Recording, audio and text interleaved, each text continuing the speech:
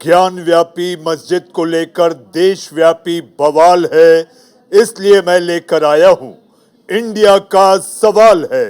नमस्कार, मैं हूं मनीष अवस्थी। जी हां, इससे पहले कि हम इंडिया का सवाल की ओर बढ़े, इस वक्त की बड़ी खबर वाराणसी में जारी रहेगा।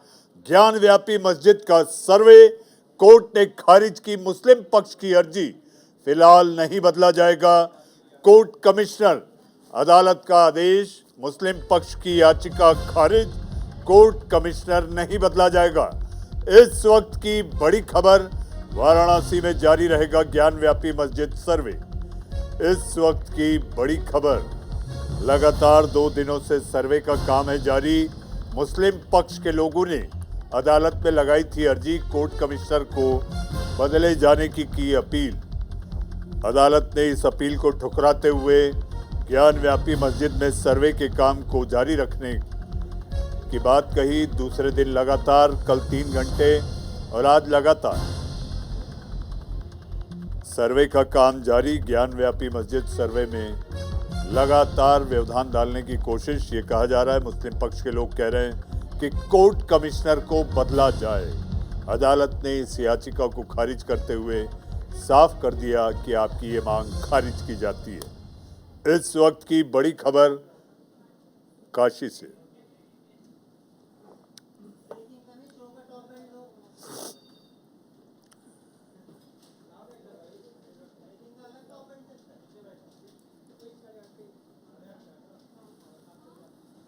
जी हाँ, इस पर ताज़ा जानकारी और ताज़ा खबर, ताज़ा अपडेट लेकर हाजिर हैं हमारे अपने संवाददाता मदन मोहन काशी से। मदन, बड़ी खबर, बड़ा आदेश। हाँ जी, मैं बिल्कुल सर ये बताना चाहूंगा कि जिस तरह से ज्ञान वापी मस्जिद का जो है मामला आया है और उसको लेकर के यहाँ कहा जाए तो कोर्ट ने ये आदेश दिया था कि 2 दिन के से जो है ना वीडियोग्राफी चल रही है। वीडियोग्राफी करा करके पूरा जो है उसका जो 10 तारीख को जो है ना कोर्ट को में प्रस्तुत करना है, जिसको लेकर के अगर कहा जाए तो तमाम विरोध यहाँ पे उसमें हुए। आज भी विरोध हुआ है। हालांकि अभी जो है कोर्ट के अंदर जो है वीडियोग्राफी चल रही है, और लेकिन अभी कुछ सूत्रों से ये पता चल रहा है कि वीडियोग्राफी का कार्य जो है अभी कुछ देर के लिए बाधित कर दिया गया है, इसलिए कि यहाँ पे अभी कुछ मुस्लिम पत्रकार जो लोग अंदर गए थे वो बाहर में भी ये चीज कह रहे थे कि हम किसी भी तरह से मस्जिद में जो है ना वीडियोग्राफी नहीं होने देंगे। अभी कुछ सूत्रों से ऐसा पता चला है कि अंदर में जो अभी वीडियोग्राफी का कार्य चल रहा था वो जो है फिलहाल रोक दिया गया है। तो ये अभी ताजा जानकारी इससे आई है। फिलहाल अगर हम बात करते हैं तो कोर्ट ने ये आदेश दिया था कि वीडियोग्राफी करा करके उसका पूरा जो है वास्तु स्थिति जो क्या है उसको जो है 10 तारीख तक कोर्ट कमिश्नर को वीडियोग्राफी समेत कई सबूत अदालत के सामने पेश करने हैं। ऐसे में वहां पर सुरक्षा के क्या इंतजाम हैं? आप एक और बड़ी खबर दे रहे हैं, वो ये कि सर्वे का काम अभी स्थगित कर दिया गया है। इस वक्त की एक और बड़ी खबर।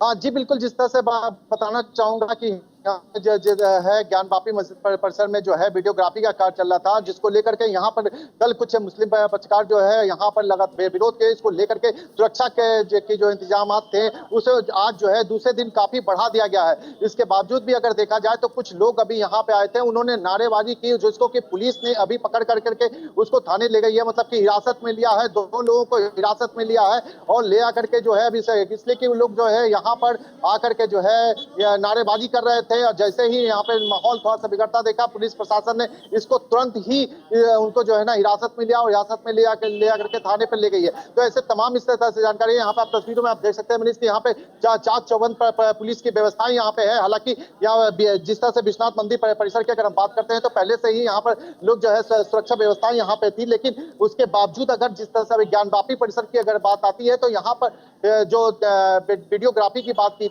उसके बाद तमाम जो है यहाँ पर लोग जो है पक्षकार और मुस्लिम दोनों जो है यहाँ पे एकत्रित हुए हैं और उसको लेकर के कि उन दोनों में सत्ता के आखिर क्या है। हालांकि अभी कोर्ट का ये आदेश है कि वो वीडियोग्राफी करा करके 10 तारीख तक जो भी वास्तु स्थिति है उसको अवगत कराना है। जैसा कि कल जो है ना यहाँ पे जब अधिवक्ता कमिश्नर जब गए थे तो उन्होंने कई सारी चीजें जानकारी दी। उन्होंने ये कहा कि यहाँ पर हिंदू देवी देवताओं के जो है विग्रह है वो मिले हैं, तो इस तरह से जो क्योंकि बाहर की ये चीजें थी उसके बाद अंदर में प्रवेश करना था, जिसको लेकर के मुस्लिम सरकार ने ये कहा था कि मस्जिद के अंदर किसी भी तरह से हम जाने नहीं देंगे। मदन, एक छोटा सवाल, छोटा जवाब। सर्वे में कितने लोग मस्जिद के अंदर हैं? सर्वे में अभी कहा जाए तो 31 लोग जो है यहाँ पे गए हैं, दोनों मुस्लिम पक्षकार और हिंदू पक्षकार के दोनों लोग जो है लगभग 31 लोग जो है टीम में शामिल हैं और लोग गए हैं। और एक जो वीडियोग्राफर जो है जिसको कि वीडियो शूट करना है वो साथ में है। मतलब पूरी टीम मिलाकर के अगर हम बात करें तो 31 लोगों की टीम जो है मस्जिद परिसर में जाकर के वीडियोग्राफी का सर्वे का कार्य कर रही है। जी मदन, लगातार आने वाले कई दिनों तक कम से कम 10 तारीख तक ये मसला गरमाया रहेगा। मदन, आपका इस जानकारी के लिए बहुत बहुत धन्यवाद। आइए बढ़ते हैं अपनी रिपोर्ट यानी कि इंडिया का सवाल की रिपोर्ट की ओर। ज्ञान व्यापी विवाद में तपिश बढ़ती जा रही है, धर्म की तपिश है, सियासत की आंच। दरअसल कोर्ट के आदेश पर ज्ञान व्यापी में आज दूसरे दिन भी सर्वे का काम जारी है। कल व्यवधान आया था। अभी हमारे संवाददाता ने बताया कि सर्वे के दौरान फिर एक बार सर्वे को स्थगित किया गया है। नारेबाजी हो रही है, लेकिन उसी के साथ महाभारत भी मुस्लिम पक्ष सर्वे का विरोध कर रहा है, सर्वे को गैर कानूनी करार दे रहा है। लेकिन हिंदू पक्ष सर्वे के समर्थन में है। हिंदू पक्ष का दावा है कि सर्वे से वो सच सामने आएगा जो सैकड़ों वर्षों से दबा हुआ है, छिपा हुआ है। तो इधर असदुद्दीन ओवैसी ने 1991 वाली धमकी दे डाली है। ऐसे में सवाल है, क्या ओवैसी लोगों को भड़काना चाहते हैं, उकसाना चाहते हैं, धर्म के नाम पर उन्माद फैलाना चाहते हैं? अपने मेहमानों से बात करें उससे पहले इंडिया का सवाल के प्रोड्यूसर नवीन मिश्रा की ये रिपोर्ट।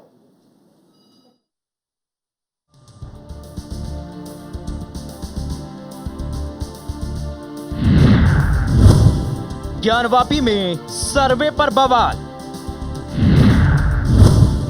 मंदिर मस्जिद पर आर पार, भड़काऊ भाईजान ने भड़काया, ज्ञानवापी पर तपिश को बढ़ाया। ज्ञानवापी मस्जिद के परिसर में सर्वे हो रहा है। ये सर्वे वाराणसी के सीनियर जज डिवीजन के आदेश पर हो रहा है। सर्वे में मस्जिद के अंदर मंदिर के विग्रहों को तलाशा जा रहा है। श्रृंगार गौरी मंदिर के अवशेषों की खोज हो रही है। सब कुछ कोर्ट के आदेश पर हो रहा है, लेकिन विवाद फिर भी हो रहा है। मुस्लिम पक्ष का आरोप है कि सर्वे में नियमों की धज्जियां उड़ाई जा रही हैं। पहले दिन जब सर्वे टीम पहुंची तो हंगामा उबल उठा, नारेबाजी शुरू हो गई। पुलिस को बीच बचाव के लिए आना पड़ा तो पुलिस अधिकारियों को भी विरोध का सामना करना पड़ा। मुस्लिम पक्ष का दावा है कि सर्वे की इजाजत सिर्फ बैरिकेडिंग के बाहर की दी गई है, लेकिन एएसआई की टीम बैरिकेडिंग के अंदर आकर सर्वे को अंजाम दे रही है, वो भी कोर्ट कमिश्नर की मौजूदगी में। मुस्लिम पक्षकार बैरिकेडिंग के अंदर सर्वे से इतने नाराज हैं कि वो कोर्ट कमिश्नर की निष्पक्षता पर भी सवाल खड़े कर रहे हैं। अंदर जाने की इजाजत नहीं। कमिश्नर के काम से असंतुष्ट मुस्लिम पक्षकार उंगली से मस्जिद की दीवार कुरेदे जाने से खफा है। इधर हिंदू पक्ष का कहना है कि मस्जिद में सर्वे का काम नियमों के दायरे में हो रहा है। हिंदू पक्षकार ने सर्वे टीम को पहले दिन सर्वेक्षण के दौरान मस्जिद परिसर में मंदिर के प्रमाण मिलने का दावा किया।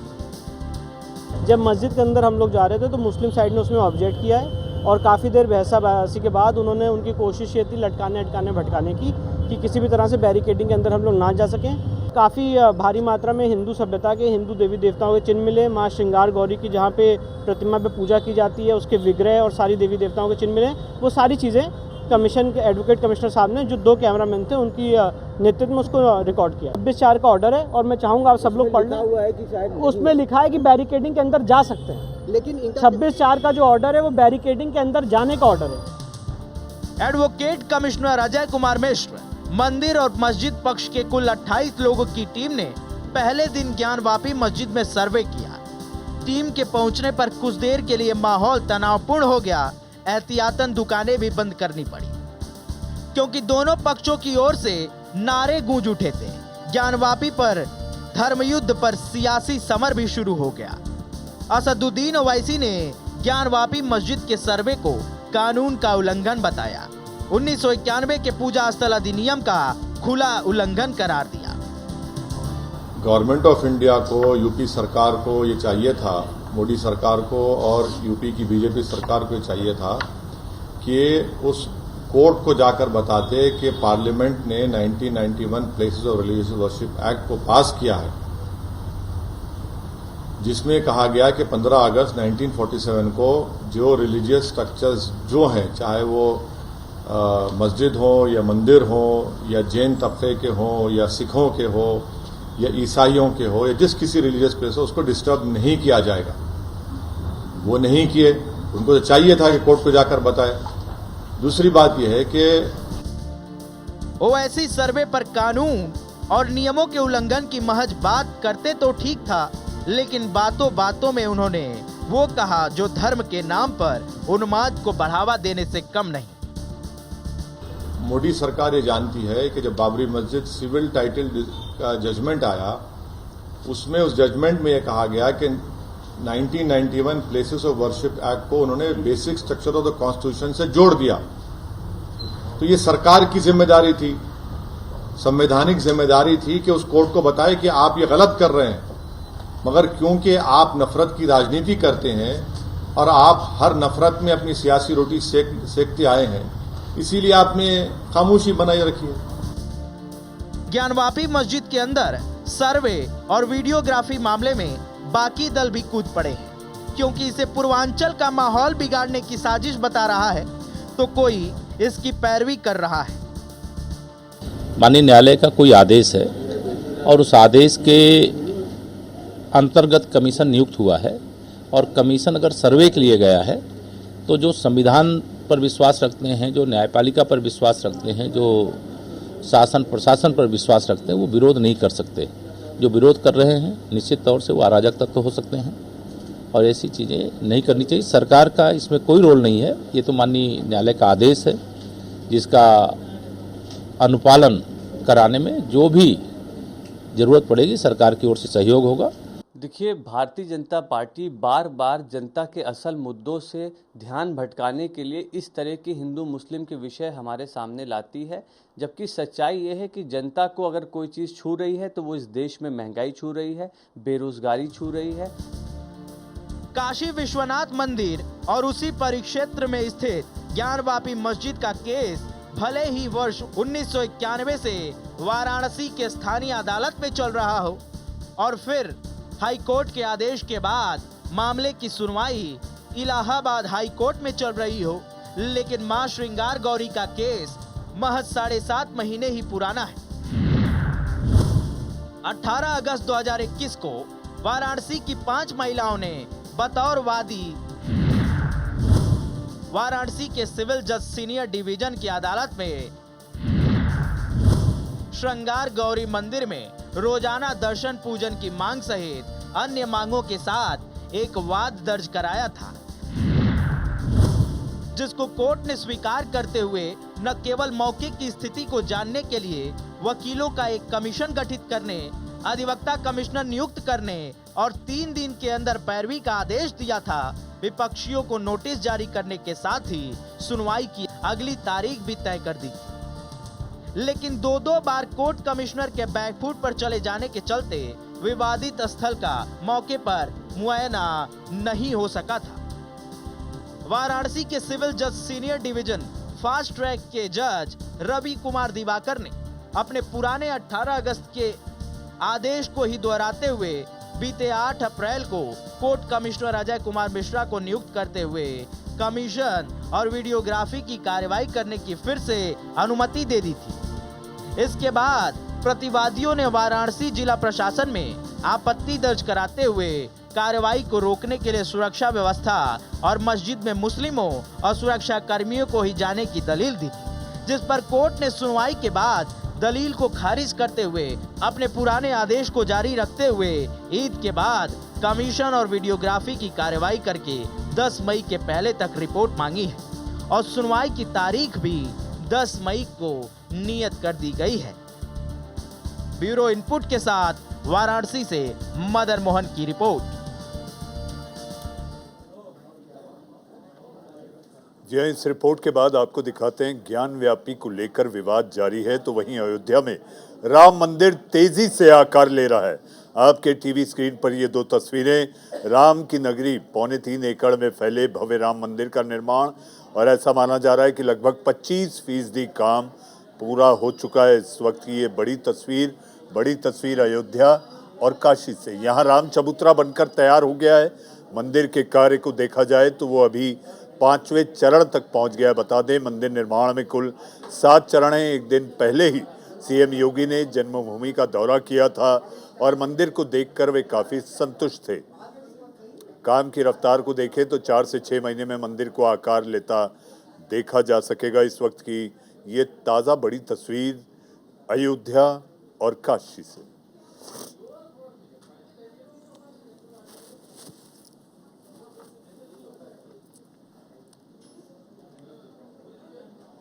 जी हाँ, इन दो बड़ी तस्वीरों के साथ बढ़ते हैं अपने मेहमानों की ओर। जी हाँ, बड़ा मुद्दा, बड़े मेहमान हमारे साथ। बीजेपी के नेता अश्विनी शाही हमारे साथ हैं। हमारे साथ जी हाँ, आचार्य शैलेश तिवारी जी, हिंदू धर्माचार्य हैं। आचार्य जी, आपका बहुत बहुत स्वागत है। हमारे साथ प्रोफेसर भुवन जोशी, प्रवक्ता समाजवादी पार्टी, हमारे साथ सामाजिक कार्यकर्ता के रूप में अरूब अब्दुल अजीज, सामाजिक कार्यकर्ता। जी हाँ, आप ये देख रहे थे आचार्य शैलेश तिवारी जी ने शंख बजाया। आचार्य जी, मैं ये जानना चाहूंगा कि आखिर आपने ये शंखनाद किया क्यों?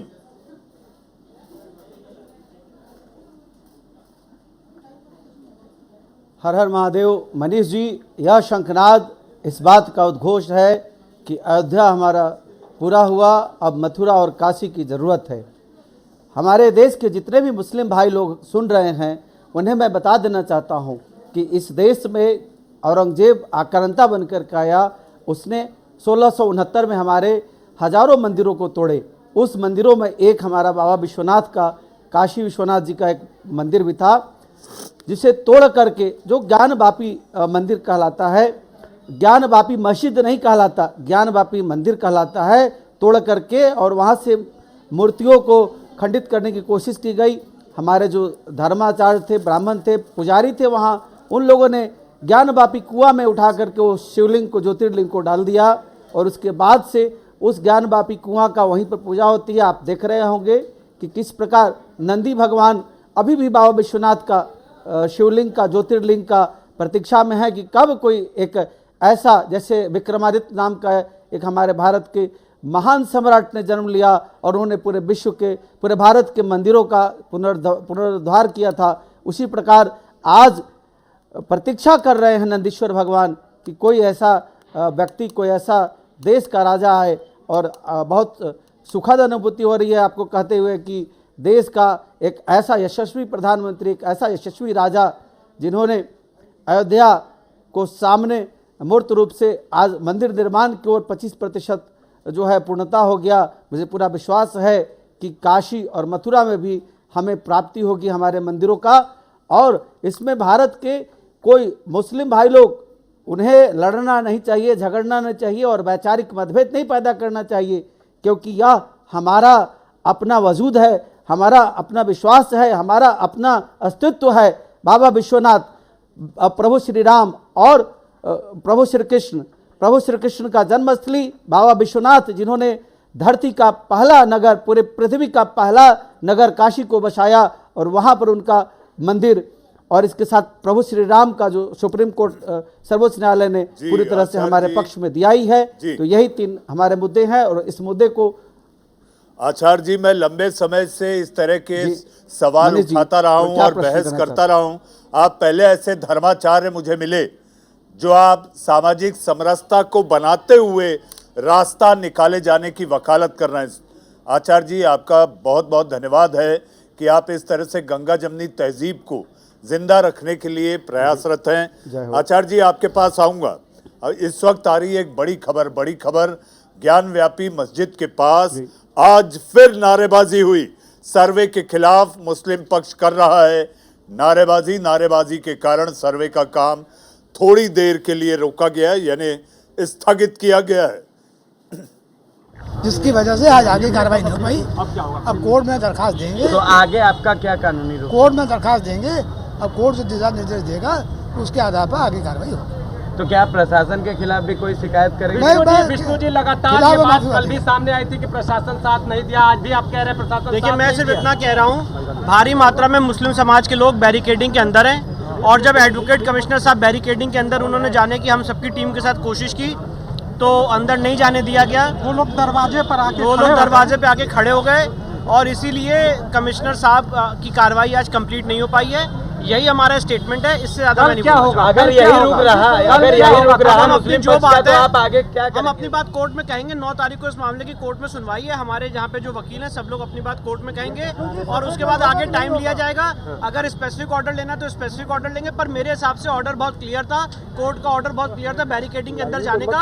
उसके बाद भी उस ऑर्डर की कंप्लायंस नहीं हुई है। अब ये न्यायालय को देखना है। 9 तारीख के बाद ये न्यायालय देखेगा। प्रतिवादी पक्ष द्वारा कोर्ट का मानना किया गया है। मैं सिर्फ इतना कहना चाहता हूँ, आप सबके सामने है जो बात हुई है, मैंने आपको यथास्थिति बता दी। अब कोर्ट के सामने क्या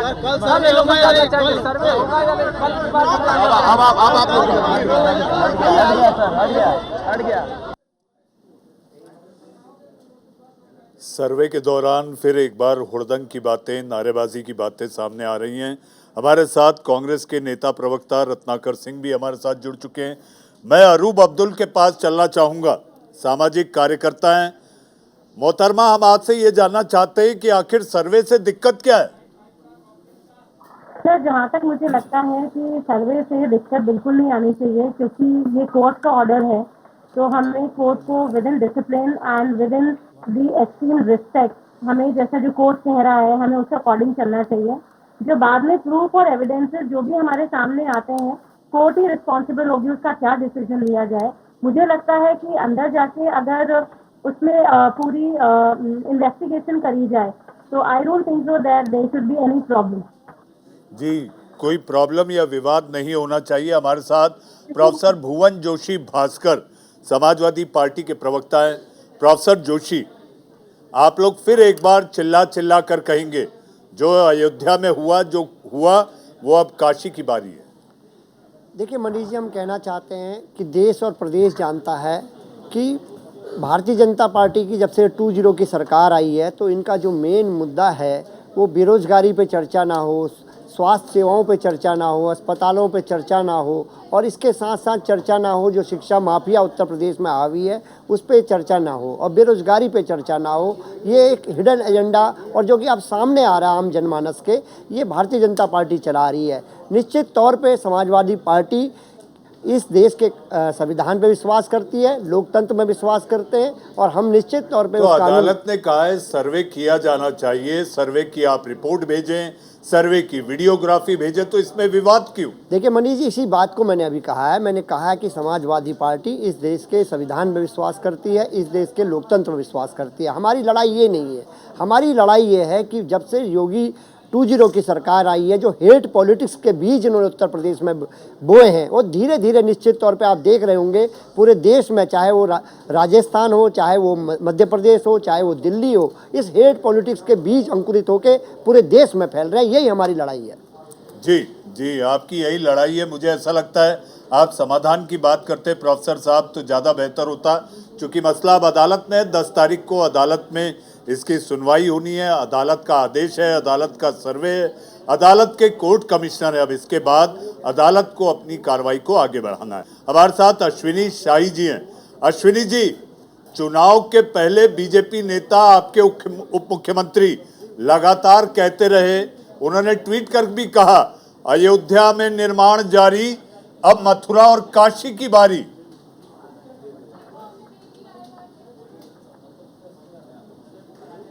मेरा ये मानना है कि हमारे एजेंडे में अयोध्या, काशी, मथुरा, 370, 3 तलाक, सीए, समान नागरिक संहिता, ये सारा हमारे एजेंडे में था भारतीय जनता पार्टी के। लेकिन ये जो ज्ञानवापी की घटना है, इसमें अभी प्रोफेसर साहब बड़े ही समझदार प्रवक्ता होने के बावजूद ये सिर्फ और सिर्फ भारतीय जनता पार्टी की तरफ उंगली उठा रहे थे।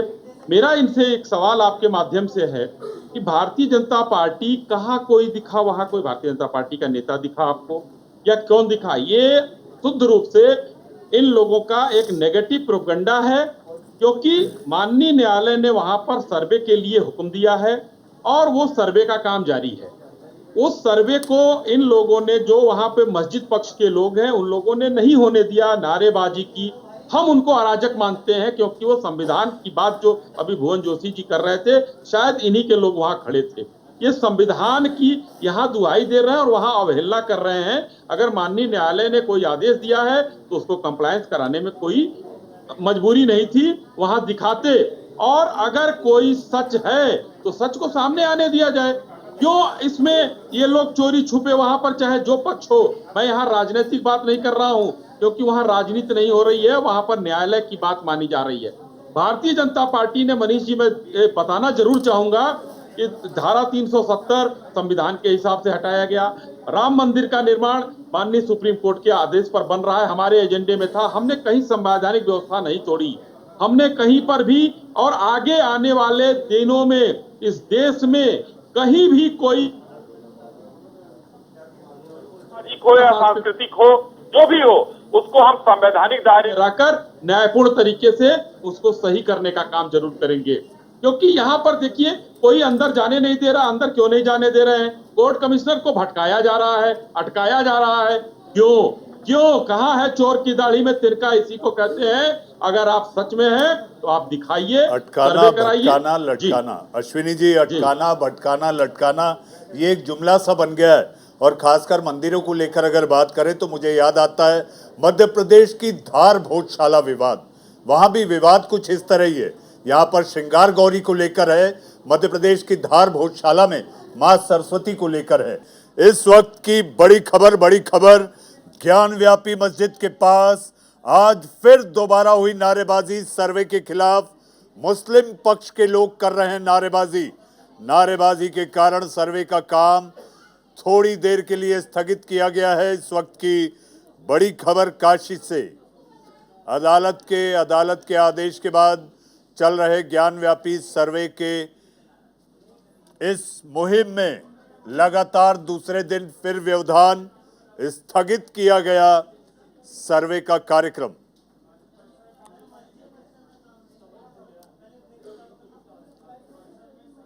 हमारे साथ सारे मेहमान हमारे साथ धर्माचार्य आचार्य शैलेश तिवारी जी, हमारे साथ प्रोफेसर भुवन जोशी भास्कर, रत्नाकर सिंह जी नेता प्रवक्ता कांग्रेस, अरूब अब्दुल सामाजिक कार्यकर्ता और बीजेपी के नेता प्रवक्ता अश्विनी शाही जी हमारे साथ है। रत्नाकर जी, आपके पास आएंगे।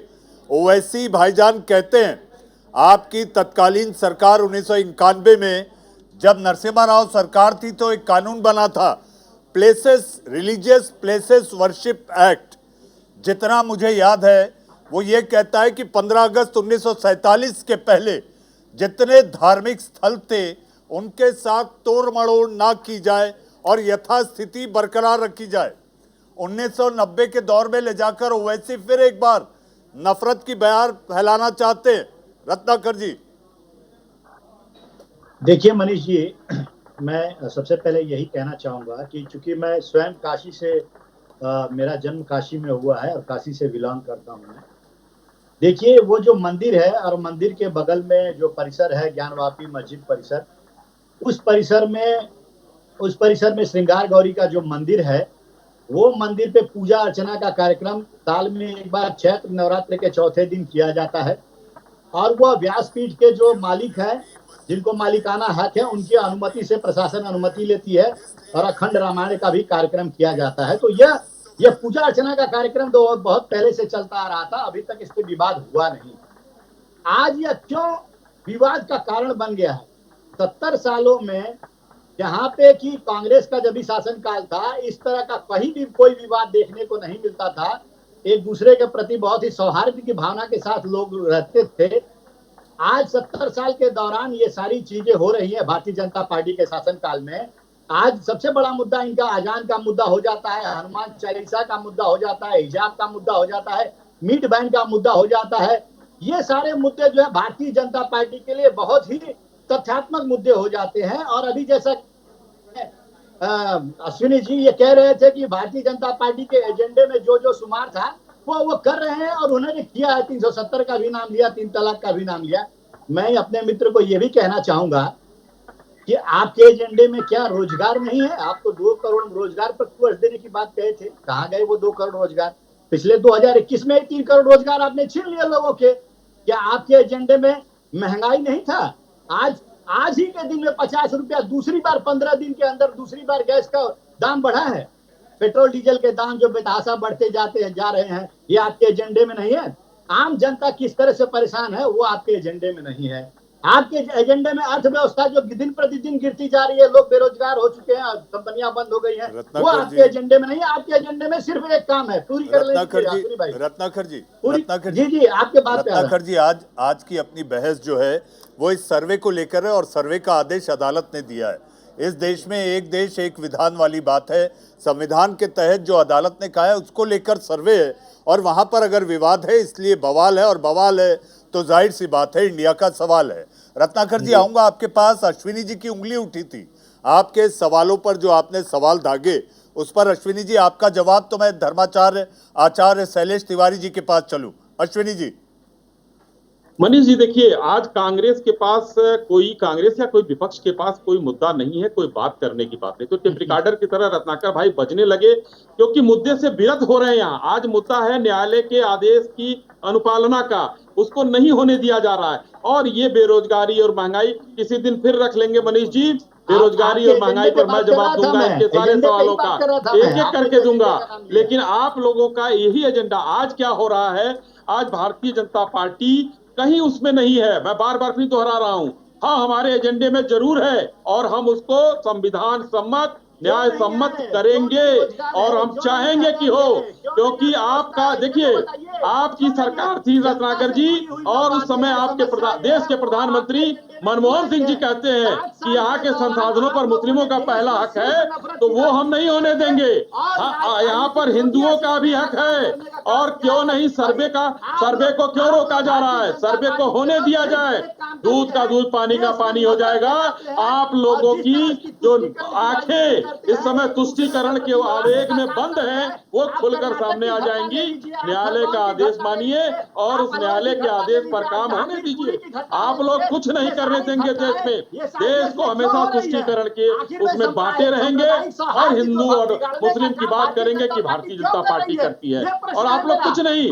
आप लोगों के सामने तुष्टीकरण का आपका जो नंगा नाच था वो हम नहीं कर रहे हैं। हम सबके लिए काम कर रहे हैं, सबका साथ, सबका विकास और सबका विश्वास की बात करते हैं। हमने मुस्लिमों के लिए 3 तलाक की बात की, हमने अनेकों योजनाएं चलाई, मकान दिए, उनको राशन दिए। आपने क्या किया? आपने सिर्फ तुष्टीकरण किया। प्रभु, आज न्यायालय का अवपालना कराइए, अवपालना कराने के बाद अगर हो जाने दीजिए। अगर वहां पर कोई दिक्कत नहीं है, अगर वहां जिगरा है, अगर श्रृंगार गौरी है, तो उनको सामने आने दीजिए। क्यों नहीं आने दे रहे? और आप लोग क्यों खड़े हैं मौलानाओं के साथ? जो मौलाना आज विरोध कर रहे हैं, क्यों खड़े हैं आप लोग उनके साथ? कांग्रेसियों का क्या उसमें फायदा है? ये देश जानना चाहता है। मनीष जी, आपके माध्यम से मैं पूछना चाहता हूँ, ये कांग्रेसी क्यों खड़े हैं वहाँ? ये तो राम को काल्पनिक मानते थे, ये सब कुछ ये न्यायालय में खड़े होकर कहते थे, और आज ये बात कर रहे हैं। अश्विनी जी, देश में जो अश्विनी जी, रत्नाकर जी,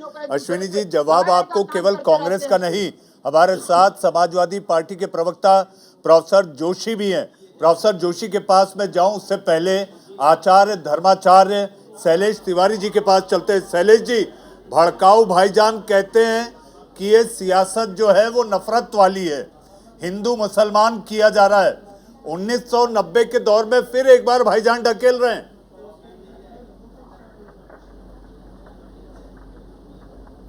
देखिए, ओवैसी बंधुओं का, दोनों भाइयों का देश में नफरत की राजनीति करना, नफरत के बात बोलना उनका आदत में शुमार है। जब जब देश में कोई अच्छे कार्य होते हैं, जब जब सनातन धर्म के पक्ष में कोई कार्य होता है और ऐसा लगता है कि उनके जो उन्होंने जो गलत जगहों पर अपना सपोर्ट किया था उस जगह पर उनका नहीं लाभ मिलता है, तो वह खिलाफ बोलते हैं। मुझे याद है कि जिस दिन प्रभु श्री राम के अयोध्या राम मंदिर के मुद्दे पर सर्वोच्च न्यायालय ने राम मंदिर के पक्ष में दिया था जवाब, जब फैसला पक्ष में मिला तब भी उन्होंने विरोध किया था और बोला था कि ये सरकार जब जाएगी तो हम आने वाले समय में फिर से वहाँ पर मस्जिद का निर्माण करेंगे। तो यह ओवैसी जो हैं वह देश को तोड़ने का काम करते हैं, देश में नफरत फैलाने का काम करते हैं। और मैं पूरे देश के मुस्लिम भाइयों से आग्रह करता हूं कि आप लोग इन ऐसे लड़ाकू और लड़ाने वाले लोगों के बहकावे मत आइए। हमारा जो ज्ञानवापी मंदिर है वह मंदिर है और उसका स्थान कोई ले नहीं सकता। बाबा विश्वनाथ की नगरी है, बाबा विश्वनाथ का स्थान है जो सबसे ज़्यादा पवित्र है। जिस तरह आपका मक्का मदीना पवित्र है, उसी प्रकार हमारा काशी, मथुरा और अयोध्या पवित्र है।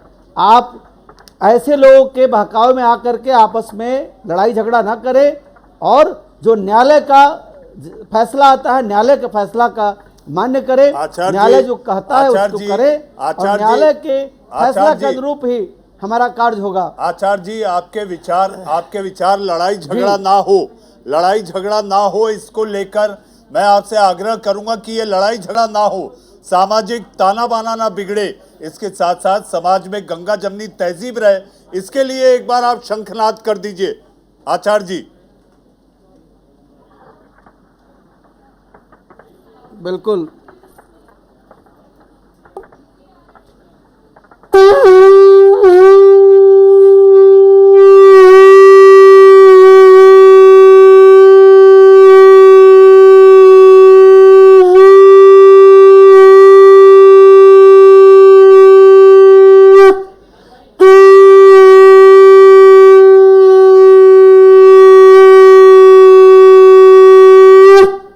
आचार्य जी, आपका बहुत बहुत धन्यवाद। शांति का संदेश शंखनाद के जरिए। आचार्य जी, कुछ और सवालों के साथ आपके पास आएंगे।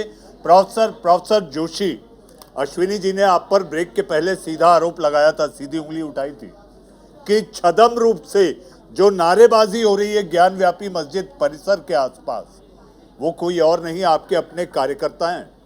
मनीष जी, मैं बहुत जिम्मेदारी से कहना चाहता हूं, जैसा कि मैंने आपके चैनल के माध्यम से प्रारंभ में भी कहा था, मैंने कहा था हम इस देश के संविधान को मानने वाले लोग हैं और लोकतंत्र में हमारा आस्था है। और हमारे जो नेता हैं माननीय अखिलेश यादव जी, वो केवल संविधान और लोकतंत्र को बचाने की लड़ाई को लड़ने का काम अगर ईमानदारी से कर रहे हैं कोई उत्तर प्रदेश में, तो माननीय अखिलेश यादव जी कर रहे हैं। मैं निश्चित तौर पर कहना चाहता हूँ, जब जब इस देश में चर्चा होती है तो इनको दिक्कत होने लगती है, क्योंकि भारतीय जनता पार्टी ऐसी, जब ये लोगों के बीच में गए थे, इन्होंने कहा था 2 करोड़ नौकरियां लाएंगे, 15 लाख आम जन के अकाउंट में आएंगे, लेकिन बाद में इनके नेता कहते हैं जुमलेबाज। वो तो हमारा जुमला था। ये जुमलेबाजों की सरकार है, इनसे देश और प्रदेश को कोई आशा नहीं है। निश्चित तौर पे ध्रुवीकरण करना चाहते हैं, हेट पॉलिटिक्स करना चाहते हैं, डिवाइड एंड रूल की पॉलिटिक्स करना चाहते हैं और निश्चित तौर पे आज इनको फायदा हो रहा है, लेकिन इसका राजनीतिक फायदा तो हो रहा है, लेकिन देश का युवा और देश का विद्यार्थी। प्रोफेसर जोशी का पलटवार है आप पे, नफरत की सियासत भाईजान नहीं दिख रहा जोशी जी को।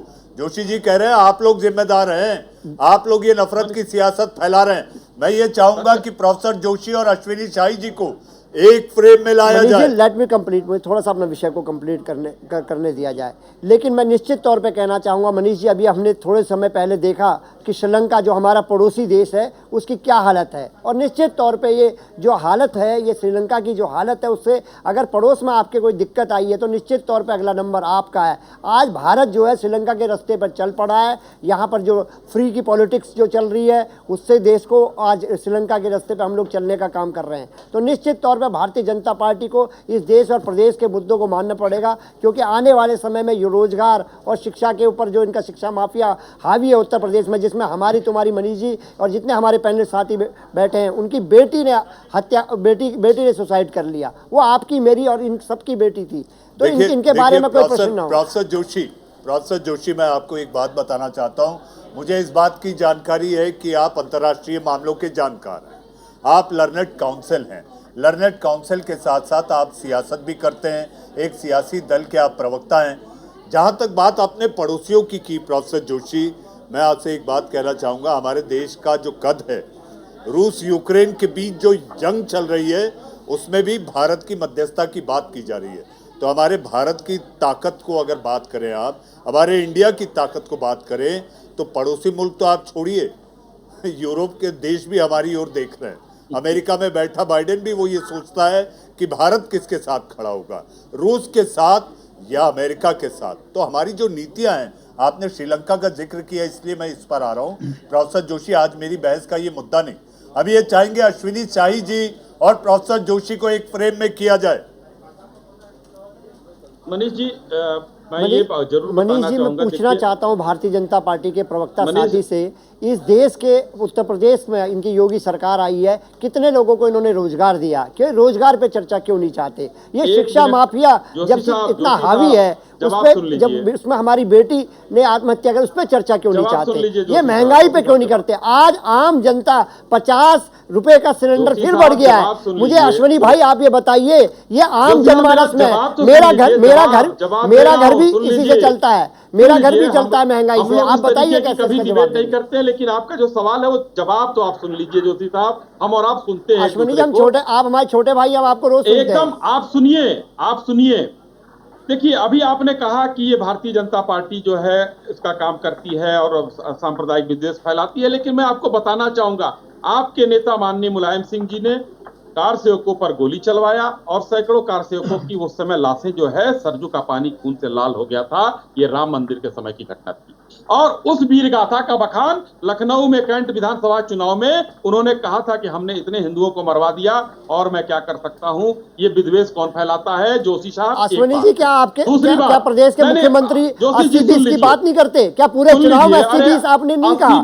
80-20 क्या है बताइए हमें? क्या हम लोग पढ़े लिखे लोग नहीं है या प्रदेश समझता नहीं है? क्या आम जन समझता नहीं कि 80-20 क्या है? बताइए आप हमें, इस देश और प्रदेश को आप बताइए 80-20 की पॉलिटिक्स का मतलब क्या है? आपने हेट पॉलिटिक्स इतनी ज्यादा उत्तर प्रदेश में सियासत कर दी है कि आप दिल्ली में, राजस्थान में, मध्य प्रदेश में सब जगह आज हेट पॉलिटिक्स के बीज आपने बो दिए हैं। और निश्चित तौर पे जो गंगा जमुना तहजीब है, अगर इसका ह्रास कोई कर रहा है तो केवल भारतीय जनता पार्टी कर रही है। और आज आने वाले जो पीढ़ी है, हमारे जो युवा है, हमारे जो विद्यार्थी है, हमारी जो मातृशक्ति है, मातृशक्ति आपसे हिसाब मांग रही है। 50 रुपए सिलेंडर आपने बढ़ा दिया है। आप पूछिए, आप जनता आपसे पूछना चाहती है महंगाई पे बुलडोजर क्यों नहीं चलता? मैं पूछना चाहता हूँ शिक्षा माफिया पे आपका बुलडोजर क्यों नहीं चलता?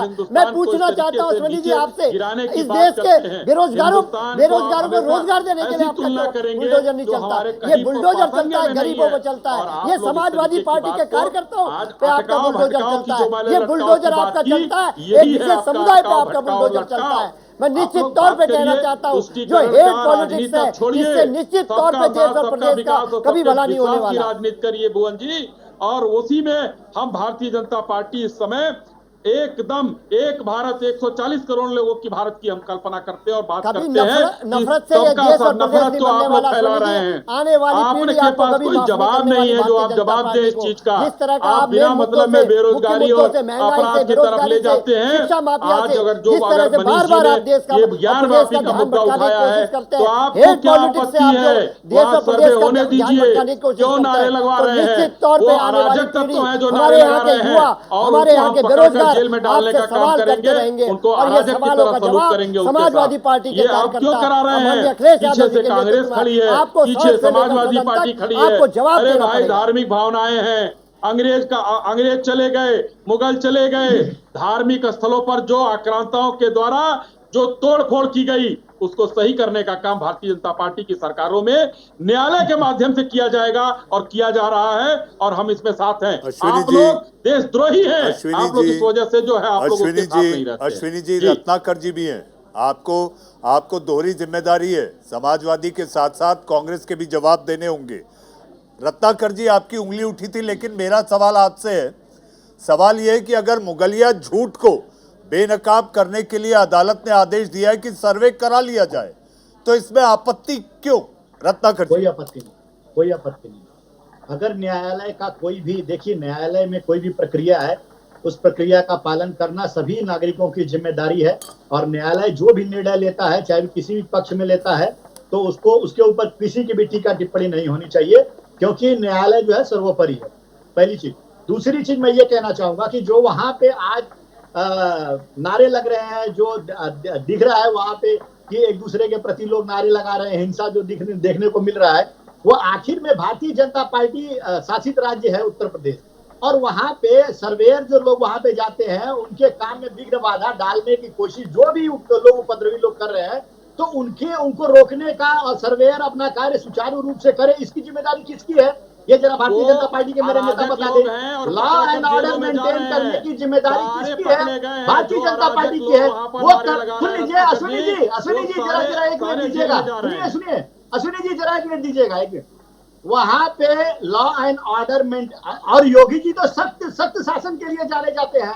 अगर वो चाहते वहां पे तो कोई परिंदा भी पर नहीं मार सकता, लेकिन जानबूझ के वहां पे इस तरह से लोगों को इकट्ठा होने दिया गया, नारे लगाने दिया गया, सर्वेयर के काम में व्याधा उत्पन्न होने दिया गया। इसके पीछे की मंशा समझिए, इसके पीछे की मंशा ये है कि ये पूरे देश में चाहते हैं कि ये इस तरह की हिंसा जो है पूरे देश में दिखे, लोग एक दूसरे के प्रति हिंदू मुस्लिम जो तुष्टीकरण की राजनीति है, ध्रुवीकरण की राजनीति है वो हो, तो ये इनकी मंशा है। इतने अराजक लोग पकड़कर जेल में भेजे गए हैं। देखिए जो अराजक होंगे वो उनके स्थान जेलों में है। सुनिए जरा, अरे सुनिए जी मेरी बात सुन लीजिए।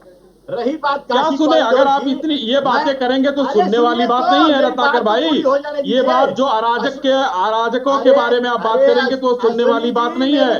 वो जो अराजक हैं वो पकड़कर जेलों में जाएंगे, उनकी बातें हम नहीं सुन पाएंगे। अगर जो नारा लगा रहा है वो अराजक है, क्योंकि न्यायालय के आदेश की अवहेलना कर रहा है वो, और वो जेल जाएगा। और प्रशासन ने पकड़ के उसको जेल में डालने का काम किया है। काम में बाधा डालने की कोशिश करने वाले लोगों को सारे जेल सब पकड़े गए हैं। देखिए सर्वेयर को सुरक्षा क्यों नहीं दिया? सारी सुरक्षा है, वहाँ पर पीएससी तैनात है, वहाँ पर पुलिस तैनात है। आप देखिए वहाँ पर यही चैनल पर, ये प्रतिष्ठित चैनल पर देखिए लोग कितने चल रहे हैं वहाँ, कितनी पुलिस है वहाँ, और सारे पकड़ के जा रहे हैं। अराजक नहीं बचेंगे, अराजक जेल जाएंगे और उनके सब नेस्तनाबूद किया जाएगा जो अराजकता करेगा। उत्तर प्रदेश में अराजकता बर्दाश्त नहीं होगी। कॉरिडोर के बारे में एक बात कहना चाहूंगा, जरा मेरे मित्र जरा शांत रहेंगे तो मैं काशी कॉरिडोर के बारे में कहूँगा। रत्नाकर जी मुझे बहस खत्म करनी है और हमारे साथ एक महिला पैनलिस्ट है जिनसे मुझे सवाल लेना है। रत्नाकर जी सिर्फ एक मिनट लूंगा काशी कॉरिडोर के बारे में। आज जो काशी कॉरिडोर का जो निर्माण हुआ है, उस निर्माण में वहां पे जितने भी लोग थे जिनके घर थे वहां पे आसपास में, उनके घरों को तोड़ा गया, मंदिरों को भी तोड़ा गया। घरों को इस शर्त पे तोड़ा गया कि हम उनको मुआवजा देंगे, हम उनको नौकरी देंगे, हम उनको उस परिसर के अंदर दुकान देंगे। आपको आश्चर्य होगा कि न जाने कितने न्यायालय में लंबित मामले हैं, न्यायालय ने स्टे का ऑर्डर दिया है, फिर भी इन लोगों ने जबरदस्ती प्रशासन के बल पे निर्माण कार्य को पूरा मुआवजा दिया गया है। कांग्रेसी होकर आप झूठ न फैलाइए, देश में झूठ का माहौल मत बनाइए। सबको मुआवजा दिया गया। रत्नाकर जी भरम मत फैलाइए। रत्नाकर जी इस पर कभी दोबारा बहस कर लेंगे। रत्नाकर जी इस पर दोबारा बहस कर लेंगे, क्योंकि इंडिया के सवाल के वक्त में ये हम अंतिम पड़ाव पर हैं। हमारे बीच एक महिला पैनलिस्ट है अरूब अब्दुल अजीज। मुगलिया झूठ को सामने लाने के लिए अगर सर्वे हो रहा है तो बुराई क्या है अरूब जी? सर देखिए, मैं बहुत देर से भुवन जी को भी सुन रही थी और मैं कंप्लीटली सहमत हूँ जो उन्होंने ये बोला कि हम लोग हमेशा मंदिर, मस्जिद, हिंदू, मुसलमान और हेट पॉलिटिक्स के बारे में ही क्यों बात करते हैं। मैं काफ़ी देर से अपना फिंगर भी रेज कर रही थी बोलने के लिए कि हमेशा हम लोग इन मुद्दों पे क्यों बात करते हैं। हम इन मुद्दों पे बात क्यों नहीं करते कि हमारा एजुकेशन सिस्टम क्या है, अनएम्प्लॉयमेंट क्या है, पॉवर्टी कहाँ जा रही है, सुसाइडल इश्यूज कितने बढ़ रहे हैं, रेप केसेस कितने बढ़ रहे हैं। ये हमारे देश को आगे ले जाने वाली बातें हैं, ना कि पीछे धकेलने वाली बातें। हम लोगों को ये पॉजिटिव वे में आगे बढ़ के ये सोचना पड़ेगा कि किस चीज़ से हमारा देश आगे बढ़े। हम हिंदू मुसलमान की बात करते हैं, रैलियों की बात करते हैं, जुलूसों की बात करते हैं, अतिक्रमणों की बात करते हैं, इससे कोई पॉइंट नहीं है, इससे कोई सोल्यूशन नहीं निकलेगा। इसमें जो हम गंगा जमनी जो तहजीब के बारे में हम लोग बात करते हैं, वो ऐसे करके और हिंदू मुसलमानों को अलग अलग करके मंदिर मस्जिद को कभी तोड़ने की बातें करके हम इससे आगे नहीं बढ़ पाएंगे। तो मैं भुवन जोशी जी से बहुत ज़्यादा अग्री करती हूँ और सहमत हूँ कि जो दूसरे सवाल हैं, जो हमारे देश की इकोनॉमी है, एजुकेशन सिस्टम है, हम इस पर क्यों नहीं बात करते। जी अरूप जी सवाल बहुत हैं, ढेरों सवाल हैं। इंडिया का सवाल का वक्त सीमित है। आज के सवाल में हमारी चर्चा ज्ञान व्यापी मस्जिद को लेकर थी, जो अब देशव्यापी मुद्दा बनता दिख रहा है। मैं आपके पास फिर दोबारा कभी और इस तरह के मुद्दों को लेकर जरूर आऊंगा, लेकिन जहां तक आपने कहा कि ये मुद्दा क्यों बन जाता है, तो मैं केवल यही कहना चाहूंगा, अस्मिता और आस्था की बात आ जाती है। अस्मिता और आस्था की बात जब आ जाती है तो समाज में विद्वेष फैलाने के लिए जो सियासत होती है, जो नफरत फैलाई जाती है, उस पर चर्चा करना जरूरी हो जाता है। हमारे बीच एक धर्माचार्य भी हैं, उन्होंने किसी एक धर्म की बात न करते हुए शांति के लिए शंखनाद भी किया। तो ऐसे भी लोग हैं समाज में जो एक मजबूत भारत, मजबूत हिंदुस्तान, बुलंद भारत की बुलंद तस्वीर बनाने के लिए दिन रात लगे हुए हैं। इंडिया का सवाल में आज के लिए बस इतना ही। हमारे साथ आप सब लोग आए, आप सबका बहुत बहुत धन्यवाद। लेकिन जाते जाते मैं इतना कहना चाहूंगा, अयोध्या, जी हां, अयोध्या का प्रण हुआ पूरा, काशी का अधूरा, कहीं ये सियासत का रनवे ना बन जाए।